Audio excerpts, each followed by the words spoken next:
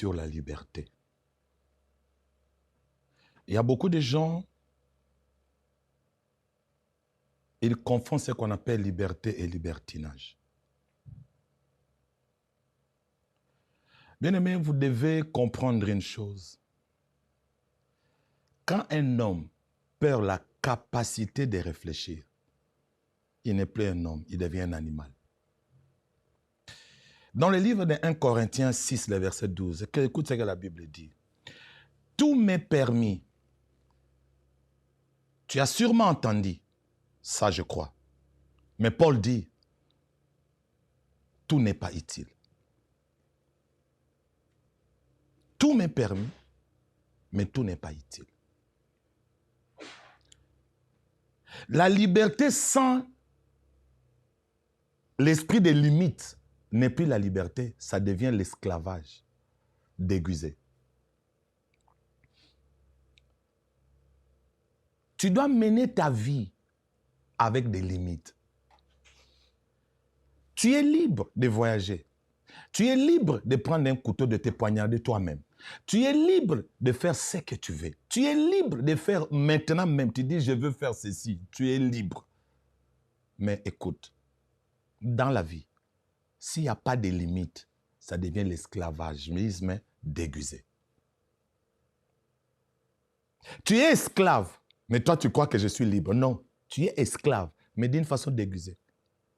Car tout est permis, mais tout n'est pas utile. Tu peux rester toute la nuit devant ton TikTok, devant ton Facebook. Tu es libre. Mais est-ce que ce serait important de faire ça? Est-ce qu'il n'y a pas quelque chose de beaucoup plus meilleur que tu peux faire? Tu peux te mettre à insulter les gens. C'est beau bien. Mais est-ce qu'il n'y a pas autre chose que tu peux faire en dehors de ça? Tu peux te mettre à dire des mensonges sur certaines personnes. Tu inventes l'histoire contre ton frère, contre ta soeur, juste parce que tu es jaloux.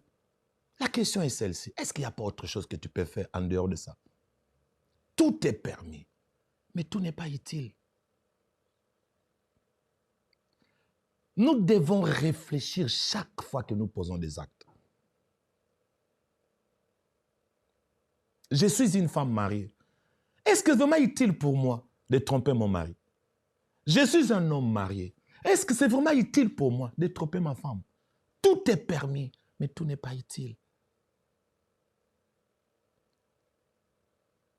Ce que tu fais aujourd'hui, tu vas payer la facture demain. Tu paieras la facture. Vous savez, un jour, Nathan est allé reprocher David par rapport à l'acte que David avait commis avec Bathsheba. Mais Nathan dira à David une vérité sous forme de parabole. Et cette vérité sous forme de parabole va amener David à comprendre le mal qu'il avait fait. Et il a regretté. Et il a demandé pardon. Nathan a dit, il n'y a pas de problème. La grâce de Dieu est là. Dieu va te pardonner. Mais ce qu'il lui a dit, vous savez, c'est ça la révélation que j'aimerais te donner. Il lui a dit, oui, tu as demandé pardon. Mais l'épée de Dieu entrera dans ta maison. Le pardon de ce que tu fais aujourd'hui n'exclut pas la correction de Dieu. Voilà pourquoi tout n'est pas utile à faire. Parce que tu paieras. Vous savez, on nous enseigne très mal l'enseignement sur le pardon. Les gens croient que quand vous demandez pardon, l'histoire est finie. Non, c'est faux. L'histoire n'est pas finie. Tu vas payer la facture. As-tu déjà mangé dans un restaurant sans payer la facture? As-tu déjà pris le carburant d'autrui dans une station d'essence sans payer la facture? As-tu déjà bénéficié d'un service sans payer la facture? Tu as consommé le mal, tu vas payer la facture. Oui, on va te pardonner. La grâce de Dieu est là, mais ça n'exclut pas le pardon et ça n'exclut pas le châtiment. David a connu des problèmes dans sa maison. Sa fille a été violée. Amnon a été tué par son fils Absalom. Lui-même, David, Amnon l'a chassé au pouvoir.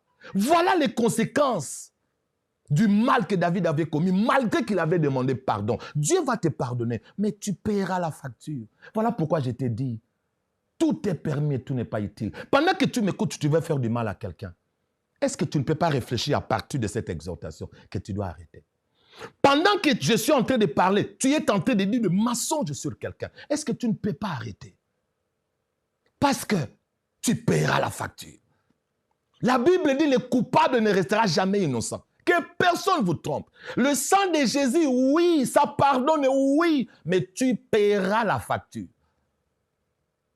L'apôtre Paul, lorsqu'il s'est converti, lorsqu'il a accepté le Seigneur dans Acte 9, bien aimé, cela n'exclut pas la persécution dans sa vie.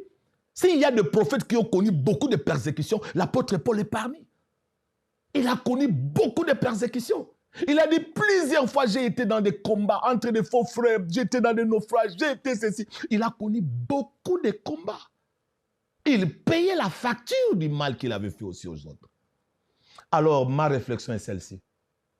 Est-ce que tu es permis de tuer les autres? Tu es permis de mentir? Tu es permis de dire des mensonges sur ton frère et ta soeur?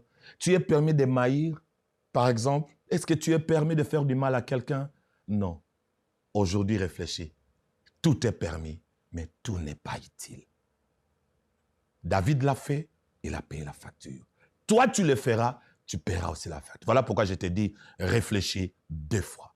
Ne fais pas le mal que tu veux faire. Dieu avait dit à Caïn, le péché est devant ta porte, ne fais pas ce mal. Arrête. Que le Seigneur vous bénisse.